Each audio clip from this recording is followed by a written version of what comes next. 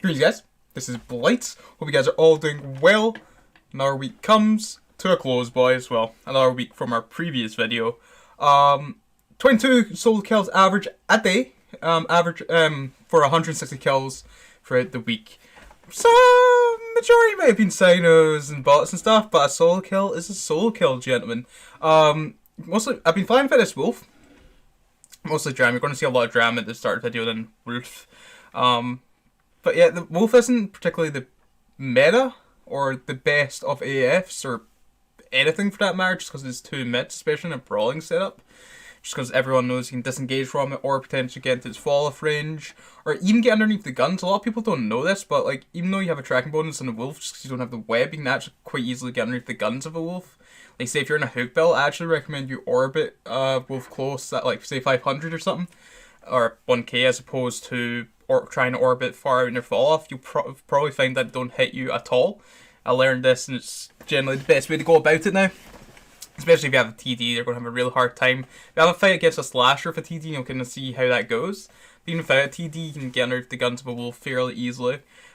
Which is so bizarre to me, but once someone did it, like someone orbited me with an H-run one time, it's like, I'm not hitting this dude. What is happening?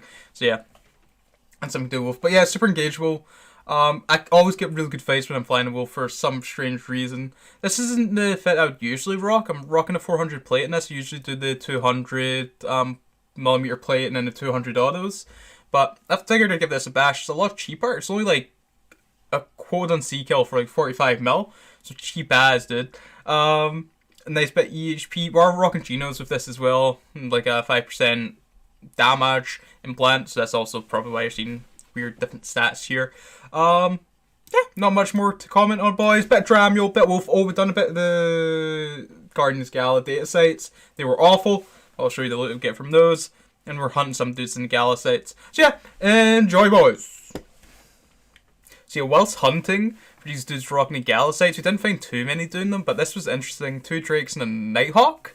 I was really scared because that was initial tackle here, and I was really scared that I was going to get nuked. Thankfully, they have no webs, and they're just pure PvE fit, and since we're AB fit, also, you can see, we're also rocking Genos, we're a lot faster, and we can just mitigate a lot of their DPS. Had they had, like, 1 or 2 webs here, I would have been toast, man. Or I would have been able to warp off, and they might have been able to escape.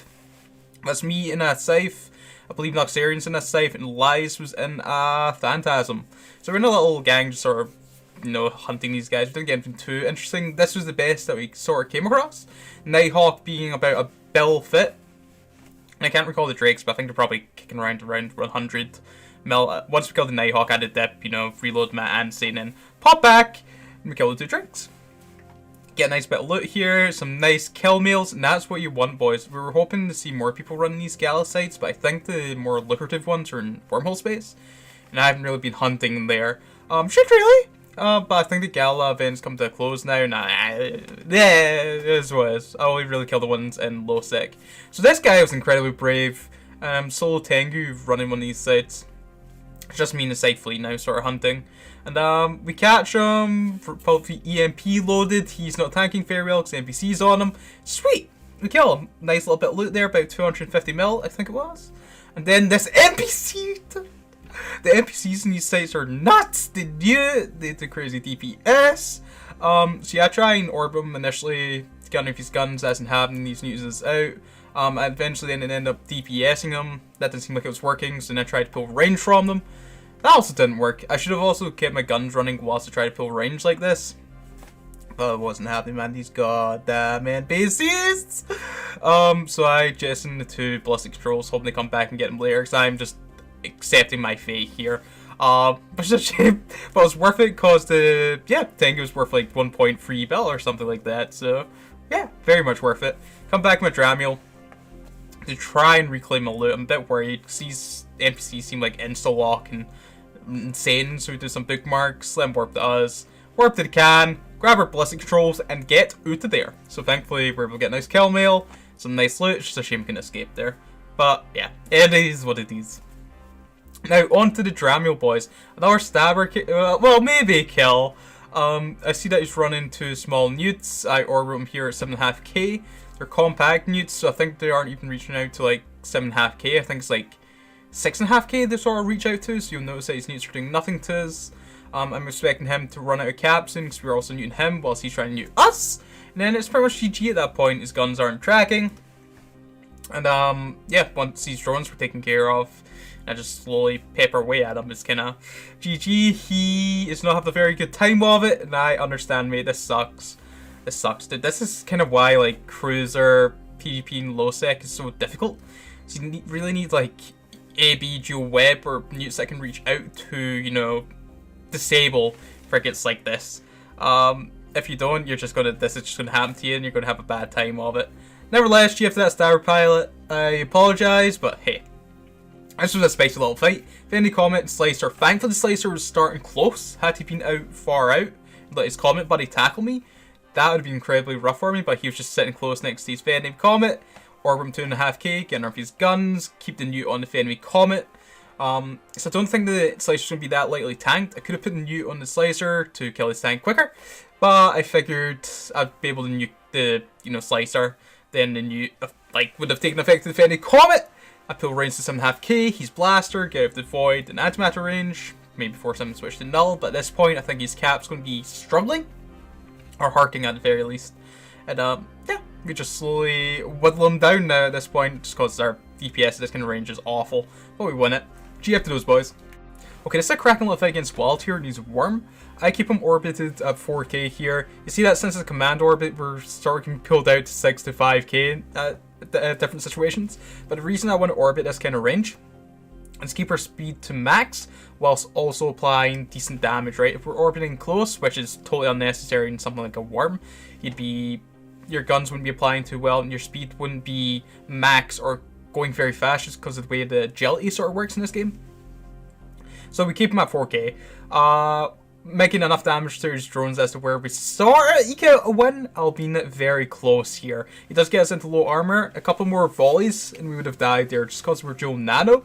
We don't have much armor or hull EHP. So that's a GF to you there, Wild. Very, very close fight. Worms are generally not ones I would really go for just because of the crazy HP and the damage potential of them.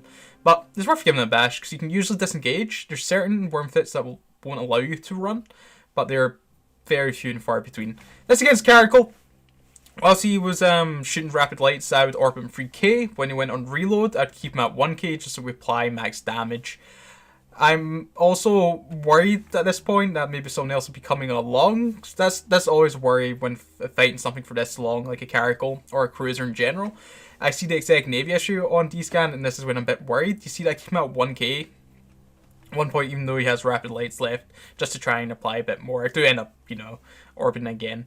But we kill him, the exec navy comes in. I would actually go for this had I had more resources, if I hadn't like burned a lot of my modules here, or used a lot of heat, and had my 3 drones left, or 4. But unfortunately the Caracal, in annoyance, killed him, you know, spite, I don't know, but yeah. GF to that Caracal pilot. On to the Wolf now, gentlemen. 3 different fights against the same pilot in Kikimoras. I generally want to try and mitigate some damage from Kikimora by orbiting. I've done it in this fight. I should really cut my MWD, but you'll see in the next fight that we do that. That was a regular shield Kikimora you sort of see, medium shield extender, you know, long point MWD.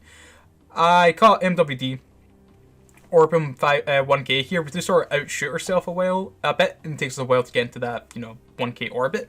But you see, once we do, he actually starts to miss hits and get gracing hits. So that's the thing. Even if you have really good tracking on your guns, if you don't have a web and you sort of orbit close, you'll get underneath the guns of a lot of things. Even like, you know, like we've gotten out underneath the drones almost. That worm you can do with Kikimoras as well. You can do with like a lot of things that you'd expect not to. Like this wolf, you can quite easily get underneath the guns of just because it doesn't have a whip, even though it has a tracking bonus. So this is the last fight against the Kikimora. It was incredibly interesting. TD damp kite fit, and since it took us so long to get into range, he's ramped up a lot, and this fight is really close, man. One more hit, and he would have got it, but he didn't. So GF there, man. Those were all incredibly close.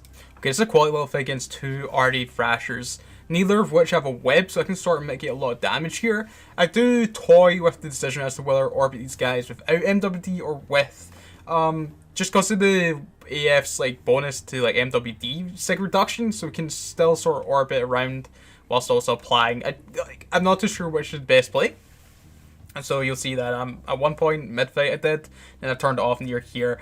One more volley, he could probably kill us there, so that's an incredibly close little fight. I checked his DD before I engaged him. He was rail, so I switched to Barrage. And the thing with Barrage and a Wolf is it hits out to about 15. So the thing with the DD is it wants to keep us at like 14, 15 with Overheated Web. Overheated Fed Navy Web reached out to about 18. So I'm thinking I can do enough with Fall Off to basically kill him. Which he do. He did also burn out his web there, so unlucky there for it. But GF, my man. This is a cracking little fight as well. I make some bad decision with target calling here. Tristan, beautiful little target. Breacher, bad call. I should have maybe went for something else here, because this guy just ends up tanking us, dude. And then all these other things starting appearing, you know, Inquisitor to do like repping things, which isn't ideal. Actually, Breacher might have been okay. I thought I was tanking a lot more than what it was. I didn't realize the Inquisitor was there. This was really what the Inquisitor keeping that up. So it wasn't too bad a decision call. If an Inquisitor would have probably nuked that and then moved on to something else. But, you know, it is what it is. A nice little fight there. Had I maybe switched Inquisitor, killed that, and then back to Breacher maybe. There's some better calls to be had in that fight for sure, I feel. Now, I see these two Thrashers and a Griffin in the play, because I'm like, the Griffin's going to be at range. If I can ram it, kill it, it'll be fine. Okay, and that's what we do. I think they did get webs and long points on us, or scrams, and we're able to drift out them at the start. I'm like, alright, we're coming back in for these Thrashers, boys. After I killed their ECM boy. But unfortunately, these Thrashers are incredibly tanky. You'll find that a couple of destroyers against an AF, even one destroyer can pose a bad time for a wolf. I should have maybe changed target to that other individual, but you know, it is what it is. That's a lovely little fight. GF to those guys. Not so much for using ECM, but you know, it is what it is. Okay, these next couple of fights are some of the most satisfying I've had in a while. Thrasher, Condor, Punisher. Okay, I want to ram the Thrasher, get him killed, and then see what's up after that. I think I'd ideally want to kill the Condor after the Thrasher, but the Punisher's probably going to keep me held down whilst the Condor does like misslay things. I over at 1k here with Phase Plasma. Activate this all damage control. I'm tanking like a boss right now. He's almost dead, thankfully, because we're taking a lot of damage. Alright, Thrasher down. Orbiting Punisher, not the correct call. I line out because I think there's going to be someone else coming. I also want to apply like a decent amount of damage to this Punisher. And the line out will allow me to do this. I see the Dramiel and D-scan, and that's kind of what I was expecting. Thankfully, the Punisher and the Condor aren't doing too much DPS himself, but if that Dramiel catches me, I am dead. So I'm constantly lined out. I know that the Condor only has a long point, so MWD on after Punisher's dead. Start screaming away from the Condor as I see the Dramiel starting to speed up, boys, and he is a fast one. But since we pull range from the Condor, we're able to disengage. Now it's fantastic. So GF to the Mar individuals there. This was that's so interesting. I was expecting these Navitases to be like combat fit, but they were both Logi fit for this Tormentor. So I could have probably gotten away with just going for the Logi and killing them whilst tanking the Tormentor, but I thought basically I'm just going to new out this Tormentor, and then I'll go for the two Logi. Just so it's a bit harder for him to regain cap for his guns and stuff, while also going to try and kill these guys. So he's applying basically no damage since we're orbiting here. And once I see the web and scram go off, starts beeline it for one of those Navitases, get web, start shooting one up at the Newt and the other one, so he maybe has cap issues, but they don't seem that lightly tanked. I guess we weren't expecting me to pull range from the Tormentor. The first one goes down, and the other one isn't particularly long for this world. Tormentor sees that his buddies are being, ripped apart. He warps off, but no, son, we're coming for him. Thankfully, due to the Dramiel's warp speed and stuff, we do disengage, leave our drones behind, but in the process we do end up landing in front of him, which isn't very good for our Tormentor friend, unfortunately. Now it's just a race against the clock at this point, because his combat timer will be clicking down. Obviously Halo on the go, keep him at 2.5k. My one drone, unfortunately, don't have all of them, which would have been ideal, but I'm just hoping that Halo and the one drone can pull us through it, and we do. But it would have been incredibly close, man. I think he would have only had a couple of seconds left. And this is the last little clip we have for today. It's just showing you how crazy, bad tracking can be in a wolf. This guy is using a TD as well, but this can also sort of be done without a web, a TD, sorry, with a hook bell or something like that. You really need missiles to do it though, I feel, because if you're doing it with a gunboat, you're gonna hurt your own tracking as well.